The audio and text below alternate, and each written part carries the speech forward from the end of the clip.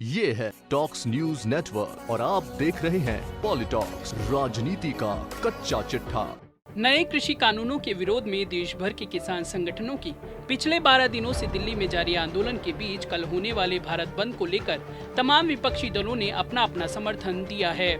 जहां किसानों के इस आंदोलन को लेकर तमाम विपक्ष अपनी राजनीतिक रोटियां सेकने में जुटा है, तो वहीं भाजपा ने कांग्रेस और आम आदमी पार्टी सहित अन्य विपक्षी दलों पर दोहरा चरित्र दिखाने का आरोप लगाया है। केंद्रीय मंत्री रविशंकर प्रसाद ने आज एक प्रेस वार्ता में कहा कि कांग्रेस सहित कई विपक्षी दल अपना राजनीतिक वजूद बचाने के लिए इस तरह के आंदोलन में शामिल हो जाते हैं। वहीं आम आदमी पार्टी द्वारा भारत बंद और किसान आंदोलन को समर्थन को लेकर केंद्रीय मंत्री ने कहा कि केजरीवाल सरकार इस कानून को 23 नवंबर 2020 से लागू कर चुकी है, तो फिर अब विरोध क्यों?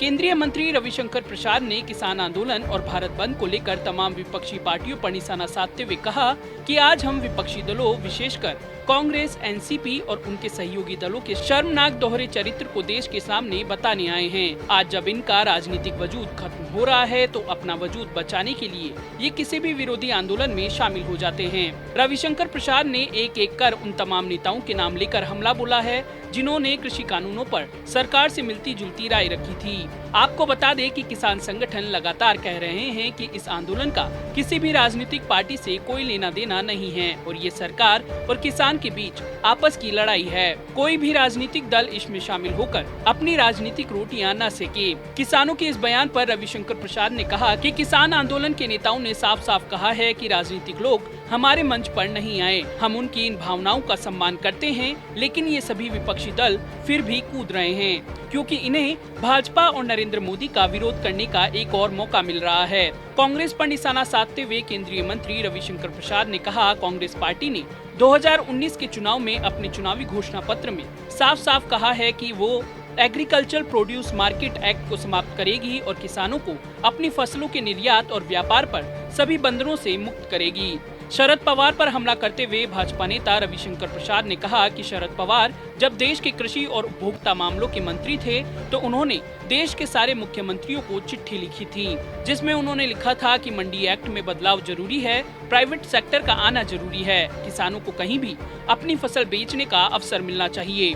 बता दें, किसानों के समर्थन में समाजवादी पार्टी के नेता अखिलेश यादव ने आज धरना दिया। इसे लेकर प्रसाद ने कहा, मैं अखिलेश यादव को याद दिलाना चाहता हूँ कि Akhilesh ji, agricultural standing committee की रिपोर्ट आई है, उसमें आपके पिता मुलायम सिंह यादव भी सदस्य हैं। उन्होंने भी उस रिपोर्ट में साफ साफ कहा है कि ये बहुत जरूरी है कि किसानों को मंडियों के चंगुल से मुक्त किया जाए। गौरतलब है कि आज सुबह दिल्ली के मुख्यमंत्री और आम आदमी पार्टी के मुखिया अरविंद केजरीवाल एवं सरकार के अन्य मंत्रियों ने सिंगू बॉर्डर के पास गुरु तेग बहादुर मेमोरियल में किसानों से मुलाकात की और उनके लिए की गई व्यवस्थाओं का जायजा लिया। इस दौरान सीएम केजरीवाल ने केंद्र सरकार पर निशाना साधते हुए कहा कि हम किसानों की सभी मांगों का समर्थन करते हैं। किसानों का मुद्दा और संघर्ष बिल्कुल जायज है। शुरू में जब किसान बॉर्डर पर आए थे, तो केंद्र सरकार और दिल्ली पुलिस ने हमसे दिल्ली के 9 स्टेडियम को जेल बनाने की इजाजत मांगी थी। केंद्र सरकार ने हम पर जेलें बनाने का दबाव भी बनाया था, लेकिन हमने सरकार को साफ इनकार कर दिया। केजरीवाल ने कहा कि आम आदमी पार्टी